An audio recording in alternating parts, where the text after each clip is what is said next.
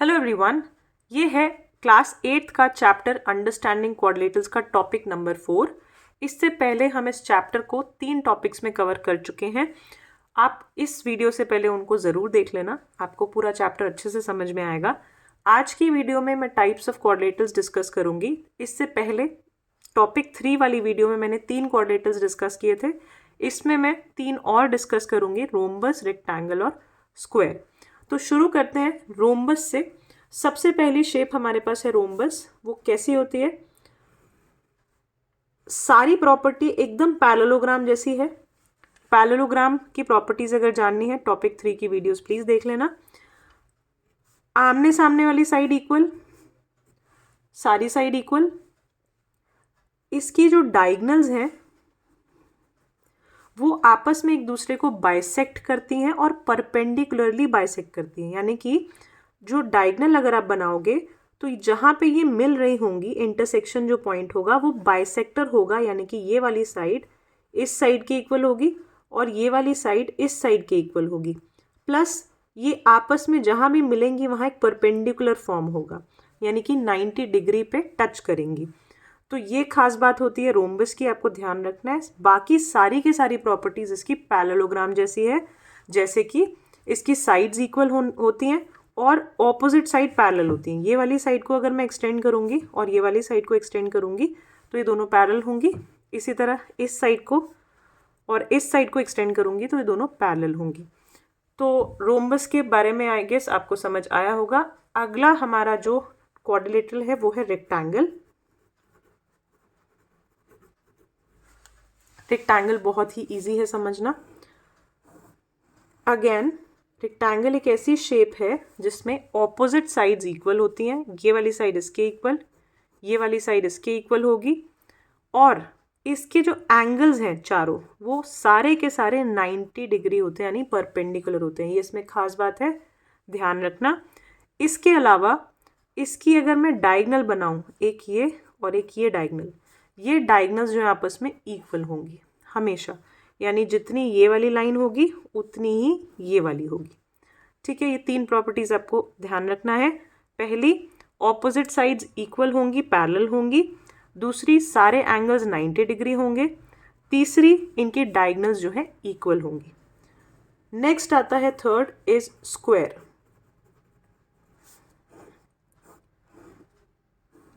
Square की सारी properties almost rectangle जैसी है, सिर्फ एक को छोड़ के, कि रेक्टेंगल में ऑपोजिट साइड ही केवल इक्वल होती हैं। स्क्वायर में सारी साइड एक दूसरे के बराबर होती हैं। तो ऑल साइड्स आर इक्वल, सारे एंगल्स 90 डिग्री हैं और डायगोनल्स भी इक्वल हैं। डायगोनल्स भी इक्वल हैं, ध्यान रखना। इसी तरह आपको ये बात भी ध्यान रखनी है कि स्क्वायर की अगर मैं डायगोनल बनाऊंगी तो वो भी रोम्बस की तरह 90 डिग्री पर बाइसेक्ट करती हैं। बाइसेक्ट कर रही हैं इसका मतलब इक्वल पार्ट्स में डिवाइड करेंगी आपस में एक दूसरे को और सेंटर में 90 डिग्री का एंगल बनाएंगी। तो ये स्क्वायर की आपको प्रॉपर्टीज याद रखनी है। मैं फिर से एक बार रिपीट कर रही हूँ सारी प्रॉपर्टीज। स्क्वायर की सारी साइड्स इक्वल होती हैं, all 4 sides are equal. Opposite side जो है पैरेलल होंगी, सारे एंगल 90 डिग्री होंगे, डायगोनल्स इक्वल होंगी। डायगोनल आपस में एक दूसरे को परपेंडिकुलरली बाइसेक्ट करेंगी, सेंटर पे 90 डिग्री का एंगल बनाएंगी। ये प्रॉपर्टीज आपको क्वेश्चन करने में, सॉल्व करने में बहुत काम आने वाला है। तो आप सारे के सारे शेप्स की, सारे क्वाड्रिलेटरल्स की प्रॉपर्टीज अच्छे से एक बार रिवाइज कर लो, जिससे कि आप क्वेश्चंस को अच्छे से समझ पाओ और किसी तरह की कोई कंफ्यूजन ना हो। तो स्टार्ट करते हैं, एक आध क्वेश्चन करके देखते हैं। अब हम एक क्वेश्चन देखते हैं। क्वेश्चन है, देखो ध्यान से देखना। इन एडजेसेंट रोम्बस, यानी कि इस रोम्बस में, अब रोम्बस है तो पहली ही लाइन से मुझे पता चल गया कि सारी साइड्स इक्वल होंगी और जितनी भी रोम्बस की प्रॉपर्टीज हैं वो इस क्वेश्चन में, इस फिगर में अप्लाई हो जाएंगी। ठीक है, ABCD रोम्बस है। If angle ACB is 60 degree, ACB ये जो एंगल है यानी कि ये वाला एंगल 60 डिग्री दिया हुआ है, then find the measure of angle BAC। आपको किसका एंगल, किसकी मेजरमेंट निकालनी है? BAC, यानी कि ये वाले एंगल को निकालना है आपको। इसको मैं x बोल देती हूँ। और क्या निकालना है, ADC निकालना है, ADC यानी कि ये वाला एंगल निकालना है, इसको मैं y बोल देती हूँ। नेक्स्ट निकालना है DAB, DAB यानी कि पूरा का पूरा एंगल निकालना है, ठीक है, इसको हम z बोल देते हैं। अब देखो क्वेश्चन को कैसे करना है। सबसे पहले ज़रूरी नहीं है कि आपने जो रोम्बस से रिलेटेड प्रॉपर्टीज़ पढ़ी हैं वही यूज़ करके आपको क्वेश्चन को करना है। आपने पूरे चैप्टर में, पूरी मैथ्स में, जो भी ज्योमेट्री में अभी तक प्रॉपर्टीज़ पढ़ी हैं, लीनियर पेयर से लेकर एंगल सम प्रॉपर्टी, ट्राइंगल में, क्वाड्रिलेटरल में उसका सम, एक्सटीरियर एंगल, इंटीरियर एंगल, कुछ भी यूज़ कर सकते हो। पैरेलल लाइन की properties, alternate angles, corresponding angle. अब जैसे जैसे हम लोग ज्योमेट्री में यानी कि आपके इसमें लाइंस एंड एंगल्स वाली चीज़ों में आगे बढ़ेंगे, हम देखेंगे कि सारी प्रॉपर्टीज़ कहीं ना कहीं कैसे भी यूज़ हो जाती हैं क्वेश्चन में। तो आपके कॉन्सेप्ट्स अगर क्लियर होंगे तो आप क्वेश्चंस को सॉल्व कर पाओगे। तो कहने का मतलब है आपको दिमाग को खुला रखना है और अपने कॉन्सेप्ट्स को क्लियर रखना है, क्वेश्चंस आसानी से सॉल्व हो जाएंगे। तो यहाँ पे मैं क्या देख रही हूँ, देखो मुझे अल्टीमेटली x, y और z एंगल्स निकालने हैं। तो मैंने फिगर को एनालाइज किया, रोम्बस तो है लेकिन ये 60 डिग्री है और ये वाला एंगल x है। मैंने यहाँ पे देखा एक ट्राइंगल बन रहा है, मैं ट्राइंगल दिखाती हूँ आपको। अगर मैं इसको कवर कर दूँ तो CBA एक ट्राइंगल है, ठीक है। अगर मैं कवर करूँ तो ये एक ट्राइंगल है जिसमें दो साइड्स इक्वल हैं, यानी कि एक आइसोसेलेस ट्राइंगल है। आइसोसेलेस ट्राइंगल की एक प्रॉपर्टी होती है कि उसके ऑपोजिट एंगल्स बराबर होते हैं। तो just by this property, isosceles triangle की एक प्रॉपर्टी से मुझे ये समझ आ गया कि ये 60 एंगल है तो ये भी 60 होगा, क्योंकि एक आइसोसेलेस ट्राइंगल में इक्वल साइड्स के ऑपोजिट वाले एंगल भी बराबर होते हैं। आप ये पूरी प्रॉपर्टी लिखोगे and you will write angle BCA is equal to angle BAC। BCA means ये 60 वाला और BAC मीन्स ये x वाला, ये दोनों इक्वल है। इसमें आप पूरी ये लाइन लिखोगे कि एक आइसोसेलेस ट्राइंगल में इक्वल साइड्स के ऑपोजिट एंगल्स भी बराबर होते हैं। This is a property, right. Therefore angle BAC is also 60 degree. तो एक तो आपके पास ये आंसर आ गया, ठीक है। अब अगला देखते हैं, ये x आ गया 60, यहाँ पे लिख देते हैं लेट्स से 60 डिग्रीज, ठीक है। अब आते हैं, दिमाग लगाते हैं y कैसे आएगा या z कैसे आएगा। तो देखो इसी ट्राइंगल में फिर से अगर मुझे दो एंगल पता है तो ये थर्ड भी पता चल सकता है ना। थर्ड कैसे पता चलेगा, ट्राइंगल में एंगल सम प्रॉपर्टी होती है, वो क्या कहती है, ट्राइंगल के तीनों एंगल का सम कितना होता है, 180 डिग्री। तो एंगल ये वाला angle BCA plus angle BAC plus angle CBA, तीनों एंगल ले लिए मैंने ट्राइंगल के, इनका सम 180 होगा। आप यहाँ लिखोगे एंगल सम प्रॉपर्टी, ठीक है। अब इनकी वैल्यूज डालो, BCA इस 60 आया था प्लस BAC फिर से 60 आया था, अभी निकाला, ये हमें नहीं पता, इक्वल्स टू 180 डिग्री। 60 एंड 60 हो गया 120 degree plus angle CBA equals to 180 degree. तो एंगल CBA कितना हो जाएगा, 120 उधर जाके माइनस हो जाएगा, 180 में से 120 माइनस होगा, यू विल गेट 60 डिग्रीज। तो इससे हमें पता चला ये भी 60 डिग्रीज है, राइट।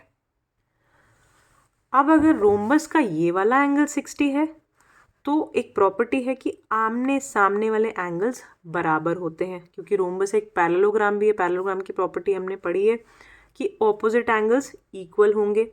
तो ये 60 है तो ये भी 60 होगा। तो आप लिखोगे y equals to also 60 degree. इसका रीज़न ज़रूर लिखना है आपको कि एक रोम्बस के ऑपोजिट एंगल्स इक्वल होते हैं, ठीक है। तो y भी हमारे पास आ गया 60।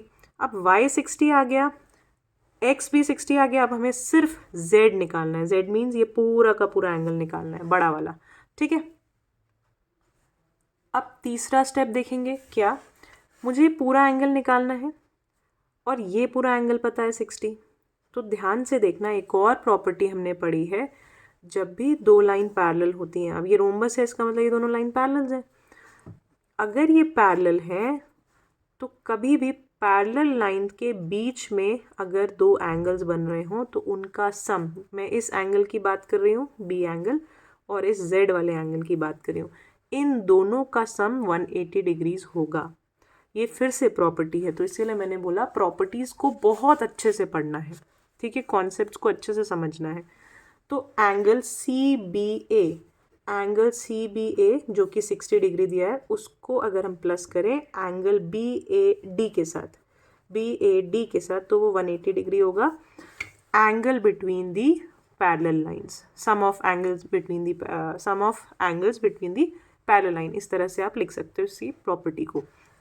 अब देखो सी बी ए कितना है 60 डिग्री, ये हमारे पास पता नहीं है, इसको हमने z नाम दिया 180 डिग्री, 60 उधर जाएगा, z क्या आ जाएगा 120 डिग्रीज। आ गए आपके पास तीनों एंगल्स, z की वैल्यू इज़ 120 डिग्री, y की वैल्यू 60 डिग्री, x की भी वैल्यू 60 डिग्री। आई होप आपको ये क्वेश्चन समझ आया होगा। बहुत ही अच्छा क्वेश्चन है, बहुत सारे इसमें प्रॉपर्टीज़ यूज़ हुए हैं अलग अलग। तो कहने को तो रोम्बस का क्वेश्चन है, लेकिन सिर्फ रोम्बस की प्रॉपर्टी यूज़ नहीं हुई है, ट्राइंगल की भी प्रॉपर्टी यूज़ हुई है।